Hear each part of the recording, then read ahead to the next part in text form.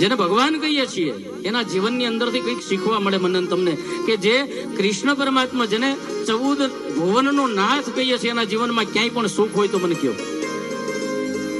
અતિશય પ્રિય રાધા, છતાં પણ એને કાળી કામળી ને વાંસળી બે સોંપીને કાનુડો જતો રહ્યો પછી કોઈ દિવસ મળ્યો નથી. તો દુનિયામાં પ્રેમ અમર એનો રહે છે કે જે પ્રેમમાં ત્યાગ કરે છે. અને આપણને ન મળે તો થોડા સમય પહેલા જેના માટે મરી જવાની વાતો કરતા હોય એની એ વ્યક્તિને મારી નાખવા માટે આપણે તૈયાર થઈ જઈએ. આ પ્રેમ નથી. આવો વિશુદ્ધ પ્રેમ મને તમને ભગવાન બતાવી ગયા કે જે મારી જન્મદાતા છે એમને પણ હું નથી સમય આપી શક્યો. જેને મને હાચવો, જેને મને મોટો કર્યો એને પણ હું સમય નથી આપી શક્યો. અને છતાં એને કોઈ દિવસ કોઈની પાસે ફરિયાદ કરી. આપણા જીવનમાં નાના નાના દુઃખો લઈ અને આપણે મંદિરમાં ભગવાનની માળા ન કરતા હોય, ભગવાનના નામ ન લેતા હોય, એના કરતા વધારે તો આપણે ફરિયાદો કરીએ છીએ ભગવાનને. તો ભગવાનની બેઠો બેઠો હસતો હોય અને કેવો સરસ મજાનો મનુષ્યનો જન્મ આપ્યો છે. આ દેહ કેટલો પવિત્ર છે, કેટલો સાર્થક કરવા 84 લાખ યોનિમાંથી મુક્ત થવા માટે મનુષ્યનો દેહ આપ્યો ને છતાં પણ એ કેવો ભટકી રહ્યો છે. આવો આ કૃષ્ણ પરમાત્મા જેને સાથે રહીને ભગવાન સાથે હોવા છતાં અર્જુનને પણ એમ ન થયું કે આ બધા છે હથિયારો હેઠા મૂકી દીધા. શું કામ? તો કે આ બધા સામે જે છે એ આપણા છે, એ આપણા હોય ની સામે ન હોય. હથિયાર ઉઠાય અને ભગવાને શું કીધું? મારી તમારી સાથે તો ભગવાન છે જ નહીં. જેની સાથે હતો છતાં પણ ભગવાને એમ કીધું કામ તો તારે જ કરવું પડે, હું તારી પાસે ઉભો રહીશ. અને આપણે શું કરીએ? આપણે ઉભા રહીએ ભગવાનને એમ કહીએ ભગવાન મારા ગોઠણ મટાડી દે ને, ભગવાન હજી મારો છોકરો બાકી છે, ભગવાન એનું તો ક્યાંક ગોઠવી દે ને, ભગવાન હજી મને નોકરી નથી મળી. હજી આપણી આ જીજીવિષા એટલી બધી લાંબી છે કે એ ક્યારેય પૂરી થતી નથી. કોઈ દિવસ અરે કાઠિયાવાડમાં ભૂલો પડે ભગવાન હું કામ કહેવાનું? આપણે એવા હતા તો ખોટું ન લગાડતા. પણ સમયની અંદર જે હું વાત કરી રહ્યો છું આમાંથી દરરોજ મંદિરે ન જવાય તો કઈ નહીં, પણ વીકમાં એક વખત જે મંદિરે જતા હોય દરરોજ દર્શને, એ શું કામ દર્શને જાય છે? તમારા મનને પૂછજો. આપણે ચોખવટ નથી કરવી. તમે ભગવાનને મળવા જાઓ છો? સવારમાં ઉઠીને મોબાઈલ જોવા કરતા સૌથી પહેલા ભગવાનને થેન્ક યુ કહેવાનું. કરાગ્રે વસ્તે ન આવડે તો જરૂર નથી. હે મારા નાથ, આજે એક દિવસ તે પાછો મારો જન્મ કરાવ્યો. આપણે સુઈ ગયા પછી આપણને ખબર નથી આપણું શું થાય છે. ઉઠ્યા એ કોણે ઉઠાડ્યા? ભગવાને ઉઠાડ્યા છે. જાગ્યા પછી ભગવાનને સૌથી પહેલા થેન્ક યુ કેવું જોઈએ? ભગવાન થેન્ક યુ, તે મને જગાડ્યો.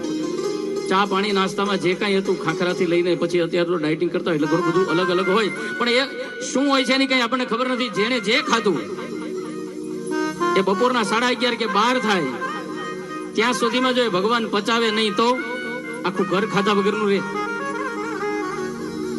એ હોબાળો પેટમાં ચડ્યો હોય, ઊભો થાય એટલે એને દવાખાને જવું પડે. પાછળ છોકરા બૈરા જે કાંઈ છે એ બધાને જવું પડે. તારા પપ્પાને મજા નથી, તું દવાખાને આવી, ઓફિસે ગયો એનાથી પહેલા પાછું આવવું પડે. બધાને ભેગું થઈ અને ખાલી એક વ્યક્તિને અપચો થાય છતાં પણ જો એ બધું ઊભું રહી જતું હોય તો વિચાર કરો એને એ પણ કેવું જોઈએ 11:30 કે થેન્ક યુ. સવારમાં જે કંઈ નાખ્યું ને તે પચાવ્યું. બપોરે જમી લે એટલે પાછું 3:30 વાગે ચાનો ટાઈમ થાય ને ત્યારે પણ થેન્ક યુ કહેવાનું. કે ચા પીવા તે પાછો ઉઠાડ્યો. વામ કોક્ષી થોડુંક આપણે કરી ગયા હોઈએ તો એમાંથી પણ જાગૃત થઈએ અને સાંજે પાછું વાળું. હું એક વાત ખાસ કહીશ કે બને ત્યાં સુધી હવે આખો એક દોર બદલાણો છે, પણ માફ કરજો આ સમાજને આપણે નહીં સુધારીએ તો કોણ સુધારશે? દર શનિ રવિ રસોડું બંધ આવું નક્કી કરીને તો સગાઈ થાય છે. અહીંયા મને ખબર નથી ભારતમાં, પણ લંડનમાં ચોખ્ખું કહેવામાં આવે કે ડસ્ટબિન હશે ને તો હું નહીં આવું. ડસ્ટબિન એટલે માતા પિતાને ડસ્ટબિન કહી રહ્યા છે. જે ડસ્ટબિન માંથી બાળક આવ્યું છે એ ડસ્ટબિન ગમતું નથી. ખરેખર આવા પ્રસંગો થવા જોઈએ. બીજી જગ્યાએ ઘણા બધા રૂપિયા ખર્ચીએ છે, પણ આવો પ્રસંગ થવો જોઈએ. અને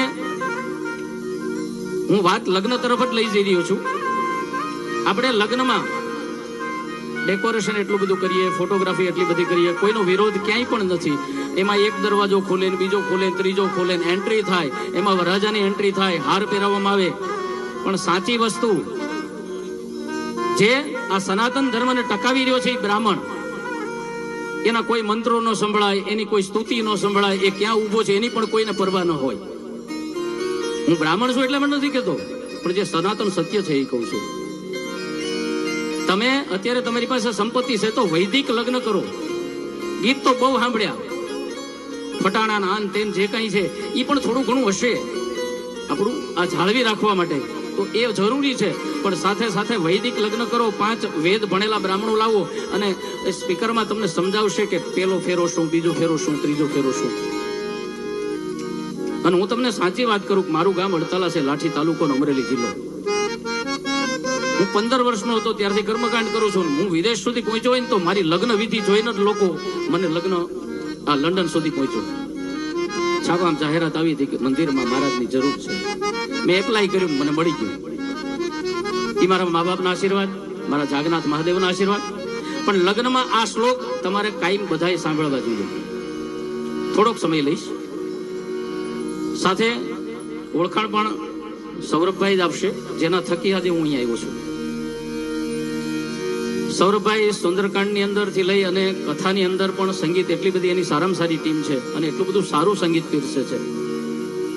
હું પોતે કથાકાર છું, એટલે મને કે ભાઈ એક ભજન સંધ્યા છે, તમે આવશો? મેં કીધું કેમ નહીં, હું તો ભજનનો તો પ્રેમી છું. ભગવાનનું નામ તમે સાંભળો ન સાંભળો, તમને ગમે ન ગમે, પણ હું જ્યાં સુધી અહીં બેસીશ ત્યાં સુધી તો મારા વિચાર છે, મારું તો મન ભગવાન પાસે જ હશે. તો મૂળ વાત કે લગ્નમાં 4 શ્લોક છે જરૂરી. આ લગ્ન આપણે લખીએ 2 પખવાડિયાના, એ આપણે કાઠિયાવાડીમાં જ છે. બીજા બધા તો અત્યારે અહીં હું લગ્ન કરું છું, ગમે ત્યારે કે મારા ગમે ત્યારે લખી નાખવું હોય. હવે આ ગમે ત્યારે લખી નાખે, ગમે ત્યારે હું થાય એનો કઈ ભરોસો નહીં. આ મુહૂર્ત શું છે? અને મુહૂર્તની જો જરૂર ન હોત તો રાજા રામનું ગાદીએ બેસવાનું પણ મુહૂર્ત ન જોવામાં આવ્યું હોત. ભલે એ મુહૂર્ત ચૂકી ગયા, અને એ ચૂકનાર કોણ છે? એ પોતે રામ જ છે. એણે જ આ રચના કરી હતી. જો એ ન ચૂકે તો રાવણને એ પોતે ક્યાંથી મળી શકે? ઋષિ મુનિઓને ક્યાંથી મળી શકે? આ 4 શ્લોક મૂળ વાત કરીએ. સૌથી પહેલો લગ્ન પત્રિકામાં શ્લોક આવે, સજયતિ સિંદૂર વદનો દેવો યદપાદ પંકજ સ્મરણ વા શર્મણી દિવ્યતમસામ રાશિનાશયંતુ વિઘ્નામ. ગણપતિ દેવના ચરણ કમળનું સ્મરણ કરીને યાદ કરવામાં આવે કે હે ગણપતિ દેવતા, તમારા ચરણ કમળનું સ્મરણ કરીએ છીએ, જેથી કરીને અમારા આવનારા પ્રસંગો છે એમાં જેમ સૂર્ય ઉગે ને અને અંધકારનો નાશ થાય, એમ અમારા વિઘ્નનો નાશ થઈ જાય. પણ છતાંય વિઘ્ન આવે છે એનું કારણ કે ગણપતિની સવારમાં દાદાએ પૂજા કરાવી, પછી એ બાજોટમાં દીવો ચાલુ છે કે નહીં એની ખબર નથી. અને ઘણી વખત તો બાજોટની નીચેથી, ગણપતિના બાજોટની નીચેથી મેં ચંપલ કાઢેલા છે. ભગવાને શું ખાપ્યું છે એનો મતલબ એવો નથી કે આપણે ગમે તેમ એને અનુસરીએ. ભગવાન ભગવાન છે, એની મર્યાદા હોવી જોઈએ. ઈશ્વરે આપણને શું ખાપ્યું? આ સમિયાના ગાટલા આવી ગયા એટલે આપણને કોઈ પરવા નથી. ગમે ત્યાં ગમે એ વસ્તુ પહેરીને આપણે ફરીએ છીએ. આ સંપત્તિ બહુ લાંબો સમય નહીં ટકે, એટલા માટે હું કહું છું. બાકી મારું શું જોવાનું છે? તમને એમ લાગે કે આ સમયે મહારાજ કેવા બોલે છે, પણ સત્ય છે. તો એવા ગણપતિનું શરણ કમળનું સ્મરણ કરવામાં આવે. એ લગ્ન પત્રિકામાં પહેલો શ્લોક. બીજો શ્લોક, લલાટ પટેલે લિખિતમ વિધાતા ષષ્ઠી દિને અક્ષર માલિકામ ચ તામ લગ્ન પત્રિકા પ્રગટે વિત્ય દીપો યથા વસ્તુ ગૃહાંધિકારે. અહીં વિધાતાને યાદ કરવામાં આવ્યા. શું કામ? આ તો હવે આ પ્રસંગ થઈ ગયા. બાકી માતા પિતા જોઈ આવ્યા હોય, લગ્ન થાય અને છોકરો છે એ પોતાના પત્નીના રૂમમાં જાય ત્યારે એ ઘૂંટો ઉઠાવે ત્યારે ખબર પડે કે મહાલક્ષ્મી, મહાસરસ્વતી કે મહાકાલી છે. ભલે એક સ્ત્રીનું સ્વરૂપ છે એ તો દેવીના સ્વરૂપમાં જ છે, રંગ રૂપની સામે નથી જવાનું. પણ આ સમય હતો. હવે આપણે બધું જ કરીએ છીએ, છતાં પણ અહીંયા વિધાતાને યાદ કરવામાં આવે. શું કામ? કે લલાટ પટેલ લિખિતમ વિધાતા ષષ્ઠી અક્ષર માલિકામ. છઠ્ઠીના દિવસે વિધાતા લેખ લખવા આવે છે. આપણે ગણાય છે ને, છઠ્ઠીના દિવસે બુધવાર આવતો હોય તો એમ કે છે ગુરુવાર કરાય નહીં.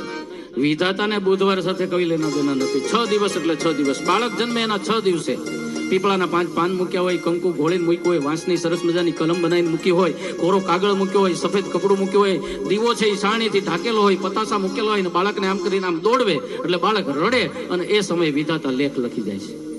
એ લેખ આજે ધાર્મિક અને આ વૃંદાના લેખ એ દિવસે લખાયેલા હતા. મને તમને ખબર નહોતી પડી, અત્યાર સુધી અંધારું હતું, પણ આ લગ્ન પત્રિકા છે ને દીવો નામ આપવામાં આવ્યું. લલાટ પટલે લિખિતમ વિધાતા છષ્ટે દિને અક્ષર માલિકામ ચ તામ લગ્ન પત્રિકા પ્રગટી વિત્તે દીપો યથા વસ્તુ ગૃહાંતિકારે. જેમ અંધારા ઘરમાં કઈ જોઈ ન શકાય, લાઈટ કરવી પડે, એમ લગ્ન કરતા પહેલા એક દીવો પેટાવવો પડે જેમાં બંનેના કુળનું વર્ણન હોય, ત્યારે આ લગ્ન શક્ય બને. ત્યાર પછી ત્રીજો શ્લોક, બ્રહ્મા કરો તો દીર્ઘાયુ, વિષ્ણુ કરો તો સંપદામ, હરો રક્ષત્રુ ગાત્રાણી, યશી યશામ લગ્ન પત્રિકા. જેને પણ સંસારમાં જીવવું છે એને આ 3 દેવતાના વરદાન જોઈએ જોઈએ ને જોઈએ. બ્રહ્માજીને કીધું કે તમે અમને લાંબુ આયુષ્ય આપો. વિષ્ણુ ભગવાનને કીધું કે તમે અમને સુખ અને સંપત્તિ આપો. લાંબુ આયુષ્ય હોય, સુખ સંપત્તિ હોય, પણ શરીર સારું ન હોય તો? ઘરમાં 56 ભોગ હોય, આપણે ખાટલામાં પડ્યા હોય, હાલી ચાલી હકીએ નહીં, ખાઈ ન હોકાય, ડાયાબિટીસ, બીપી, કોલેસ્ટ્રોલ, આ બધું જ ભેગું હોય એટલે ખાલી સુગંધ લેવાની. એટલે છેલ્લે મહાદેવને યાદ કરવો પડ્યો, હરો રક્ષત્રુ ગાત્રાણી યશ યશામ લગ્ન પત્રિકા. શિવ છે, શિવ જ રહેશે, શિવ સિવાય આ દુનિયામાં કઈ છે નહીં. કારણ કે શિવ લિંગમાંથી જ આ બધું પ્રગટ થાય. બ્રહ્મા, વિષ્ણુ, મહેશ, મહાકાલી, મહાલક્ષ્મી, મા સરસ્વતી, અને જેને ઈચ્છા થાય એ શિવની, ત્યારે બધી માયા સંકેલાઈ જાય. બાકી આ દુનિયામાં એ અજન્મા છે, એનો બાપ નથી અને મા નથી. તો આવા ભગવાન શિવનું રક્ષણ છેલ્લા શ્લોકમાં માંગવું પડે. અને છેલ્લે જેની સાક્ષીમાં લગ્ન થાય છે એને યાદ કરવા પડે. તો એ કોણ? તો કે આદિત્ય જાગ્રહા સર્વે સનક્ષત્રા સરાસર્ય સર્વાન કામના પ્રેચ્છતુ યશ યશામ લગ્ન પત્રિકા. આમાં બધાયના લગ્ન થઈ ગયેલા છે. કોઈને યાદ છે આવા શ્લોકો બ્રાહ્મણ કોઈ બોલ્યું? કારણ કે સાંભળવાના જ નથી મળ્યા. આ જયારે લગ્ન વંચાતું હોય ત્યારે માફ કરજો ફોટોગ્રાફર ભાઈ, પણ ફોટોગ્રાફર એમ કે ભાઈ આમ મોઢું રાખો તો, અથવા તો કે હાથ ખુલ્લા કરી નાખો, અમારો ફોટો લેવો છે. હવે ઓલાને સાંભળવાનું એ સમય સંભળાય નહીં. પણ આવો જ કાનુડો તોફાની, અને એવા તોફાની કાનુડા, આપણે વાત છેલ્લો શ્લોક કહી દઉં કે સૂર્ય વગેરે 9 ગ્રહ, અશ્વિન વગેરે 27 નક્ષત્રો, મેષ વગેરે 12 રાશિઓ આ લગ્ન સમયે આકાશમાંથી વરકન્યાના જે જોઈ રહ્યા છે એ પોતે સાબિતી માટે ઉભા છે ત્યાં કે અમે તમારા લગ્ન સમયે હાજર છીએ. જેમ સૂર્ય હોય, દીવો હોય, એમ. તો આ 4 શ્લોકની જરૂરિયાત પડે ને પડે, અને આ શ્લોક એને સાંભળવા જોઈએ.